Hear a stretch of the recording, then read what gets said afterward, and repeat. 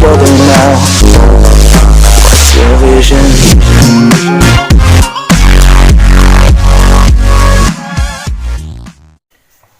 Hello friends, नमस्कार। आप सभी को स्वागत है इस चैनल पर। दोस्तों, आज की इस वीडियो में हम देखने वाले हैं नंबर सिस्टम यानी कि संख्या पद्धति।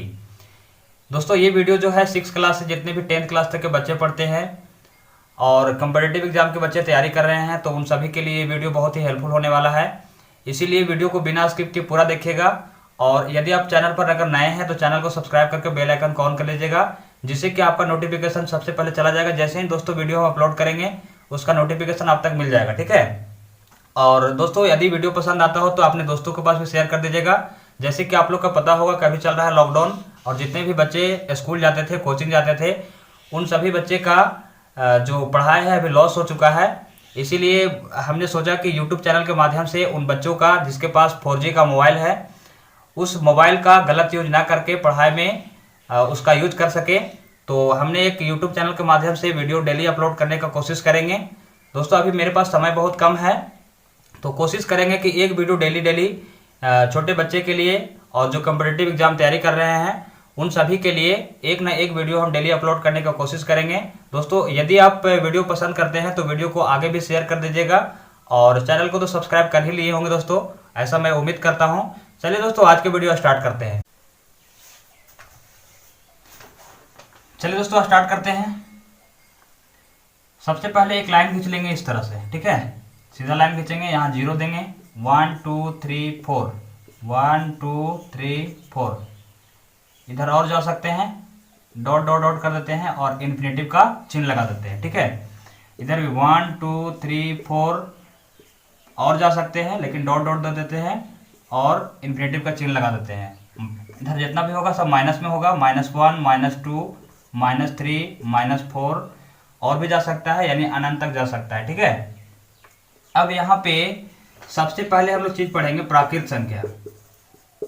प्राकृत संख्या क्या होता है, ठीक है।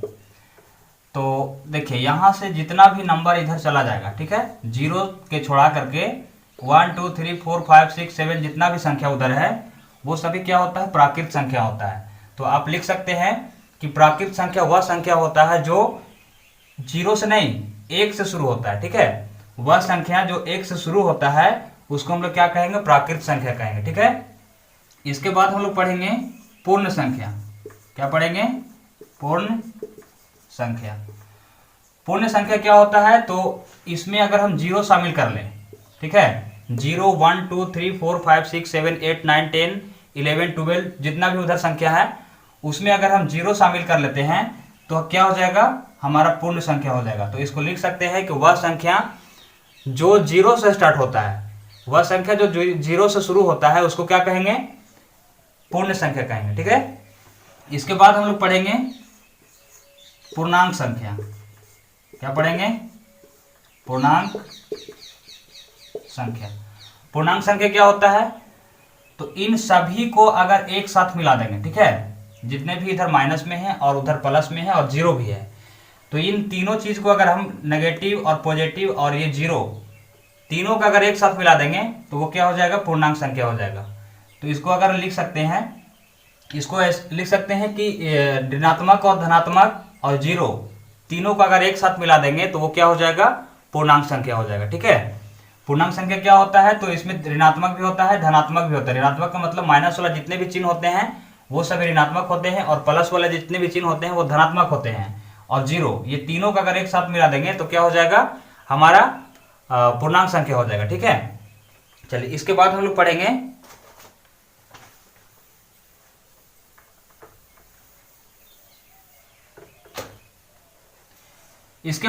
प्राइम संख्या क्या है, यानी प्राइम नंबर क्या है। तीसरा ने अभाज्य संख्या। अभाज्य संख्या।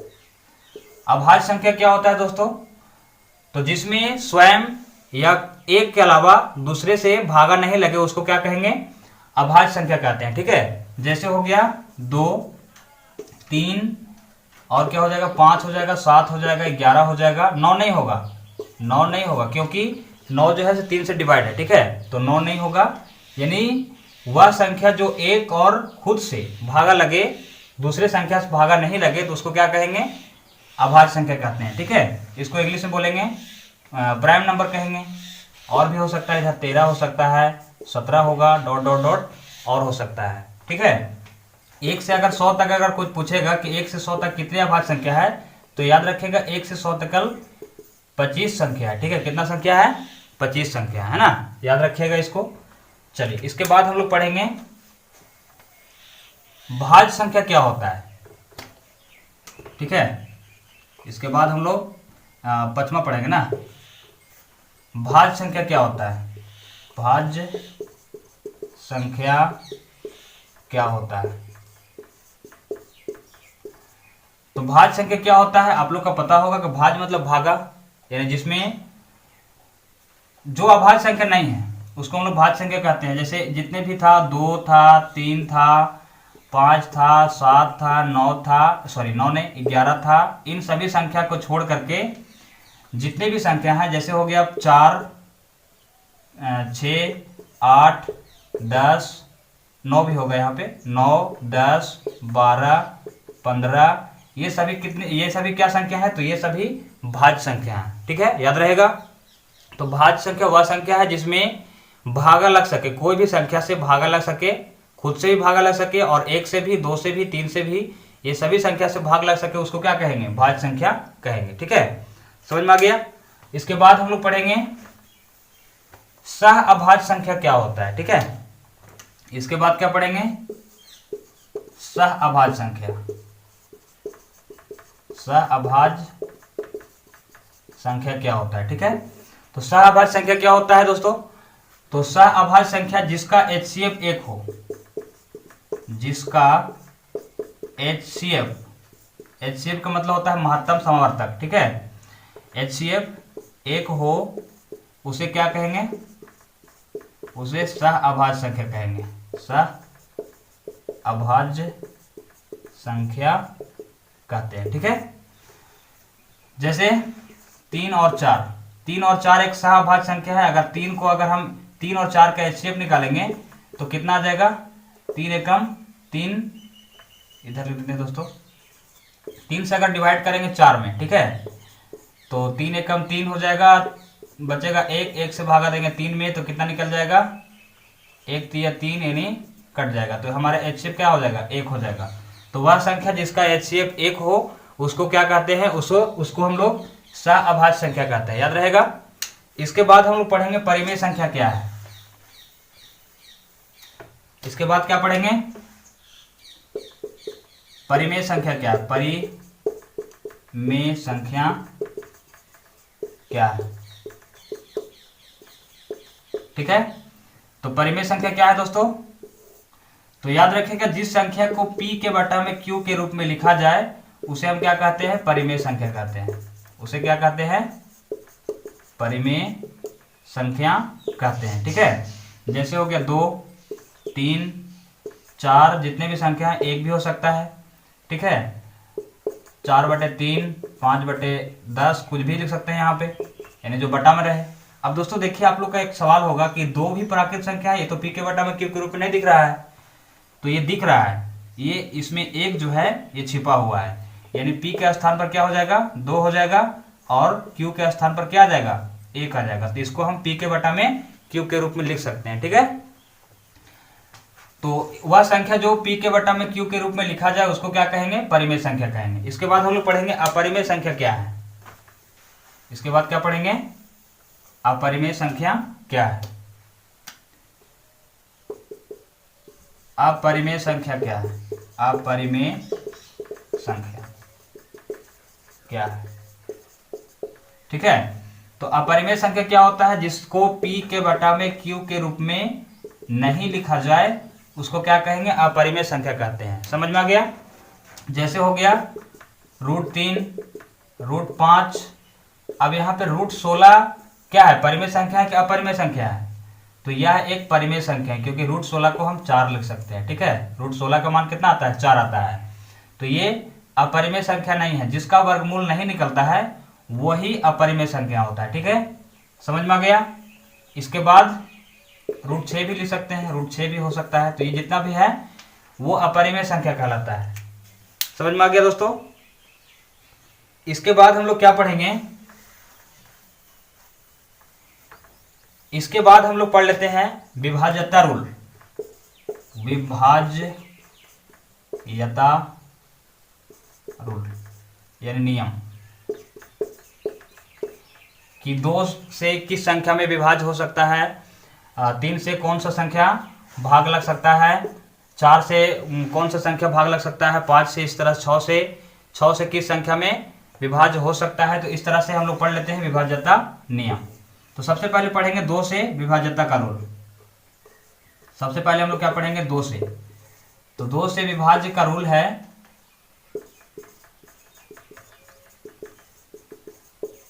दो से विभाज्य का नियम क्या है दोस्तों, तो जितने भी सम संख्या होता है, जितने भी सम संख्या है वो सभी 2 से क्या है, विभाज्य होगा। ठीक है, याद रखिएगा, जितने भी सम संख्या पता है ना दोस्तों, जैसे हो गया 2, 4, 6, 8, 10, ये सब जितने भी संख्या है 2 से विभाज्य है।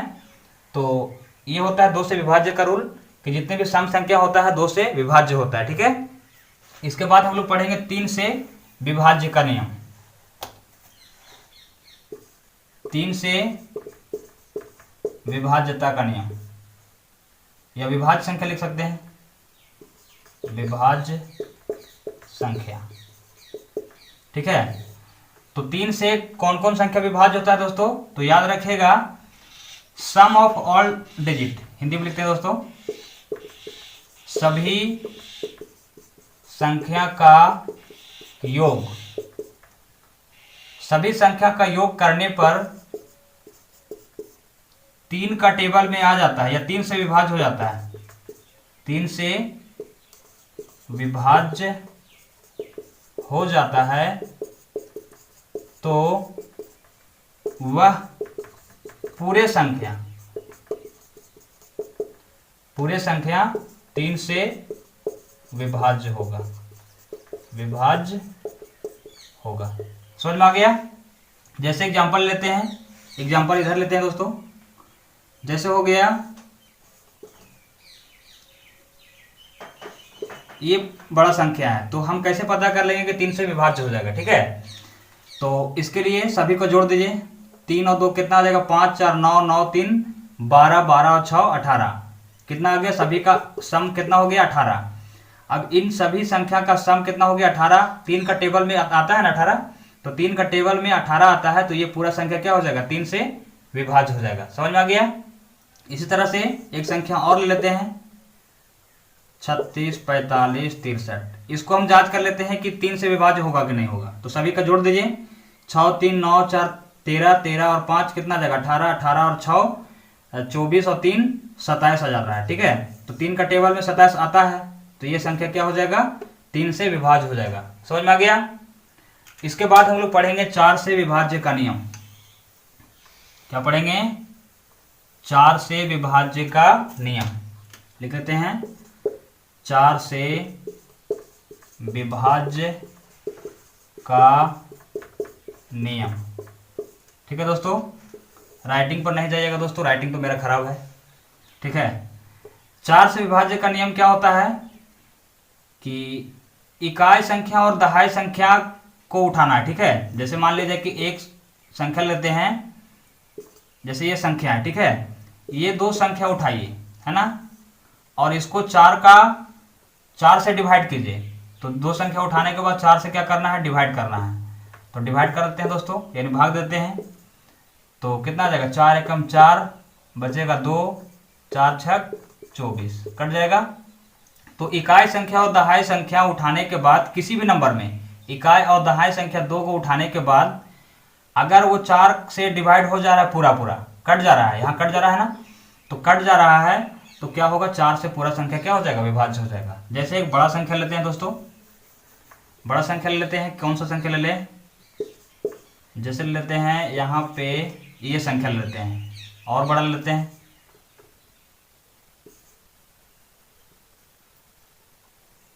ये संख्या ले लेते हैं दोस्तों। ठीक है, तो हम कैसे पता करेंगे कि 4 से ये संख्या विभाज्य है, तो इकाई और दहाई संख्या को उठाइए इधर और 4 से क्या कीजिए, भाग दीजिए। ठीक है, तो 4 एकम 4 बचेगा यहाँ 2, 4 सते 28।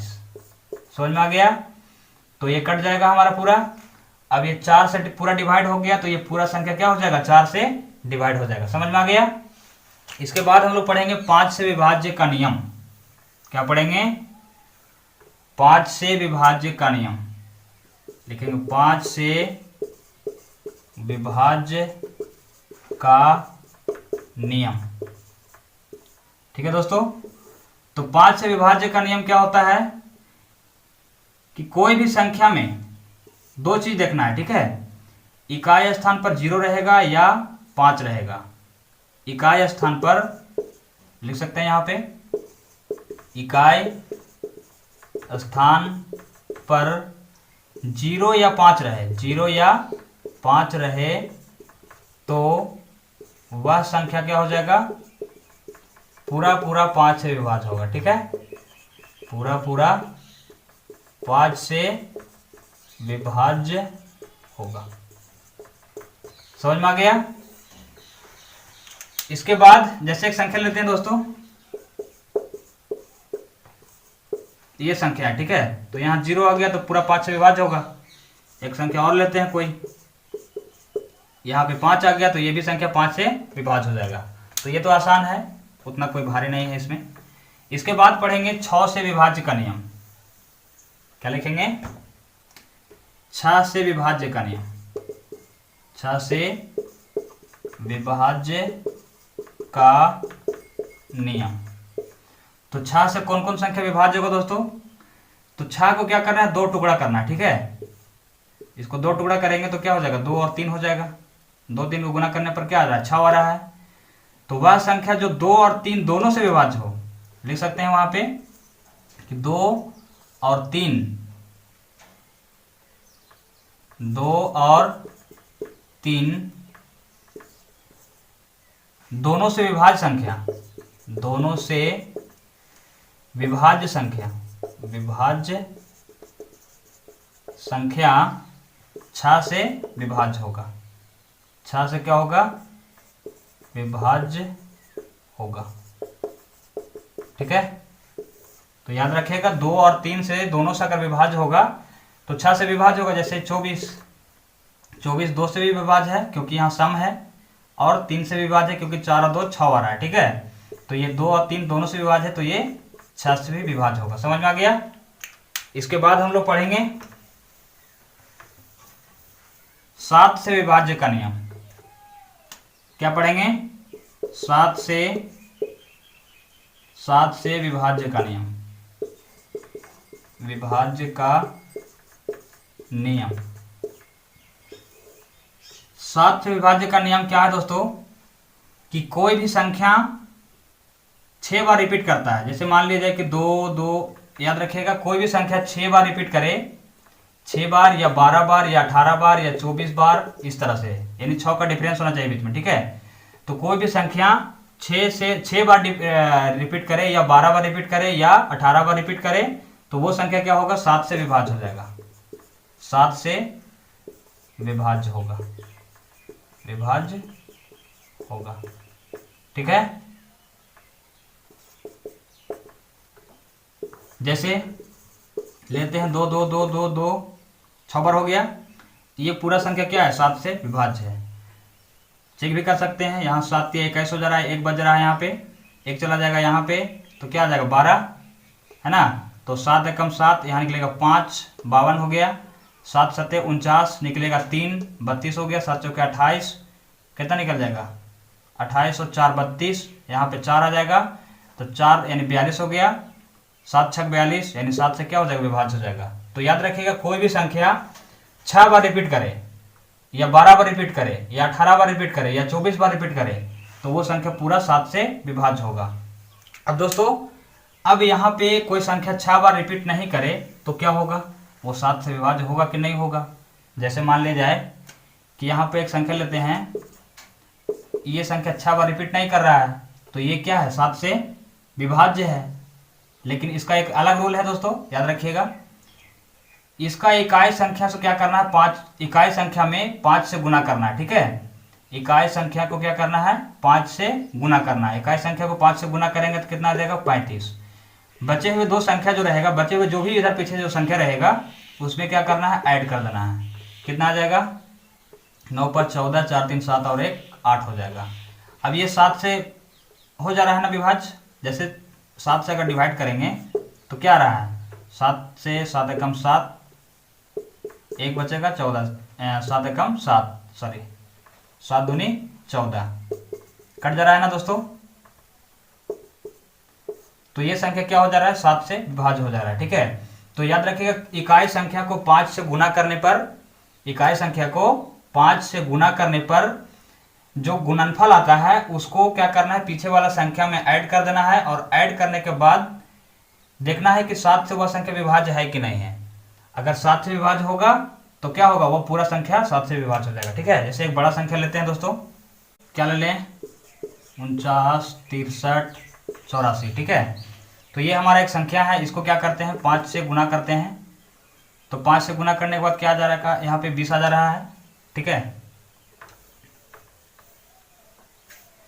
जैसे दोस्तों एक बड़ा संख्या ले लेते हैं, क्या ले लें, 49 63 84 ले लेते हैं। ठीक है, इसको क्या करना है, 5 से गुना करना है, जो गुना करने के बाद जो आएगा उसको पीछे वाला में ऐड कर देना है।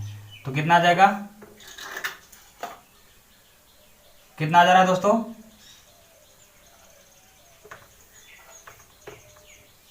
जैसे एक बड़ा संख्या लेते हैं, बड़ा संख्या क्या ले लें, 49 63 84 लेते हैं। ठीक है, इसको क्या करना है, 5 से गुना करना है, 20 इसमें ऐड कर देना है, 5 के 20 जो होगा इसमें ऐड कर देना है, यानी जोड़ देना है। तो कितना आ जाएगा, 8 3 2 5 और 6 9 और यहाँ पे 4 आ जाएगा। ठीक है, इसको भी क्या करना है, 5 से गुना करना है, तो 40 आ जाएगा, इधर ऐड कर देना है। तो 5 6 4 10, 9 1 10 और 4 और 1 5, इसको भी क्या करना है, 5 से गुना करना है, 25 पीछे वाला ऐड कर देना है। ठीक है, तो कितना आ जाएगा, 525। इसको भी अगर 5 से गुना करेंगे तो कितना आ जाएगा, 5 6 25, 5 2 7, 5 2 7, ये देखिए 77 जो है लास्ट में कितना आएगा, 77। 77 क्या है, 7 से डिवाइड है, डिवाइड मतलब भागा है। ठीक है,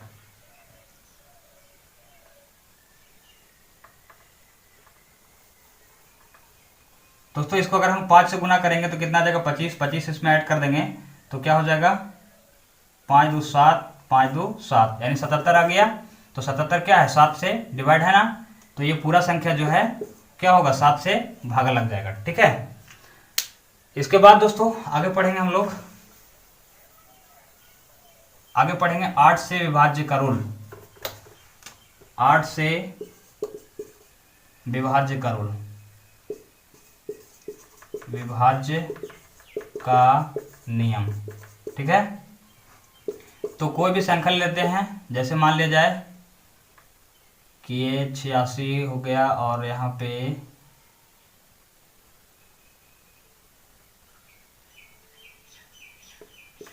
ये संख्या लेते हैं। ठीक है दोस्तों, अब यहाँ पे क्या करना है, 3 संख्या उठाना, इकाई दहाई सैकड़ा, 3 संख्या उठा करके और 8 से क्या करेंगे, भाग देंगे। ठीक है, 8 से अगर भाग देंगे, पूरा पूरा अगर लग जाता है तो वो क्या होगा, 8 से विभाज्य होगा। जिस तरह से 4 में हम क्या कर रहे थे, 4 में हम 2 संख्या उठा रहे थे, इकाई और दहाई उठा रहे थे। ठीक है, 2 संख्या उठा रहे थे तो 4 से विभाज्य था, इसमें क्या करना है, 3 संख्या उठाना है। ठीक है, 3 से उठाना है, 3 संख्या उठाना है और उठाने के बाद 8 से भाग देना है। अगर पूरा पूरा भाग लग जा रहा है तो क्या होगा, तो क्या होगा, पूरा 8 से विभाज्य हो जाएगा। ठीक है, इसके बाद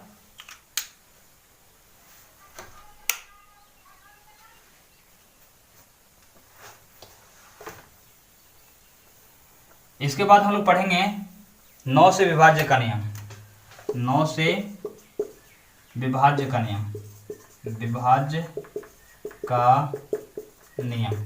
ठीक है, तो 9 से विभाज्य का नियम क्या कहता है, 9 से विभाज्य का नियम में सभी संख्या का योग करना है। जिस तरह से 3 से विभाज्य का नियम हम लोग पढ़े थे, तो उसी तरह से 9 वाला भी है, सभी संख्या का योग करें। ठीक है, योग करने के बाद 9 का टेबल में अगर आ जाता है, ठीक है, 9 के बाद 9 से अगर विभाज्य होगा, 9 से विभाज्य होगा तो क्या हो जाएगा, पूरा संख्या जो होगा 9 से विभाज्य हो जाएगा। ठीक है, 10 का तो आसान है दोस्तों, लास्ट में अगर इकाई स्थान पर अगर 0 रहेगा तो वो संख्या 10 से विभाज्य होगा। इसके बाद हम लोग पढ़ेंगे 11 से विभाज्य का नियम, ये बहुत इंपॉर्टेंट है। 11 से विभाज्य का नियम, 11 से विभाज्य का नियम।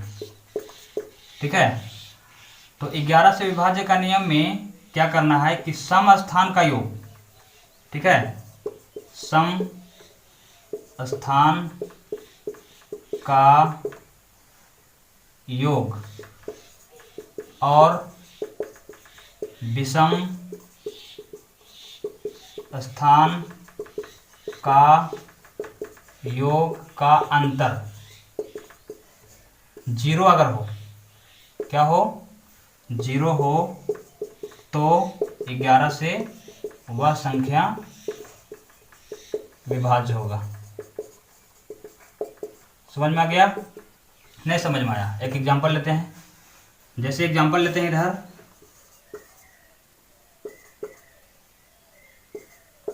ठीक है, ये कोई संख्या ले लिए, ठीक है दोस्तों, ऐसे ही ले लिए हैं। तो सम स्थान कौन कौन है, तो सम स्थान एक ये है, एक ये है और एक ये है। ठीक है, विषम स्थान ये है और ये है। ठीक है, तो इन तीनों को जोड़ना है। 4 और 2 कितना रहा, 6 और 6 कितना जा रहा है, 12। अब इन तीनों का जोड़ना है। ठीक है, ये वाला और ये वाला और ये वाला, 6 और 4 10, 10 और 2 12, इधर भी 12 आ रहा है। तो 12 का अगर अंतर करेंगे तो क्या जा रहा है, 0 आ रहा है ना। 12 को घटाएंगे तो क्या जा रहा है, 0 आ रहा है। तो ये पूरा संख्या क्या हो जाएगा, 11 से विभाज्य हो जाएगा। ठीक है दोस्तों, उम्मीद करता हूँ कि ये वीडियो आपको पसंद आया होगा। पसंद आया तो वीडियो को लाइक करके शेयर भी कर दीजिएगा अपने दोस्तों के पास, ताकि वो भी इस वीडियो का लाभ उठा सके। और चैनल पर अगर नए हैं तो चैनल को सब्सक्राइब कर लीजिएगा, ताकि जो भी वीडियो हम इस चैनल पर अपलोड करेंगे उसका नोटिफिकेशन आपको सबसे पहले मिलता रहेगा। दोस्तों इसी तरह से डेली हम एक वीडियो अपलोड करेंगे, क्योंकि मेरे पास समय बहुत कम रहता है ना। चलिए दोस्तों, वीडियो को एंड करते हैं। वीडियो देखने के लिए धन्यवाद।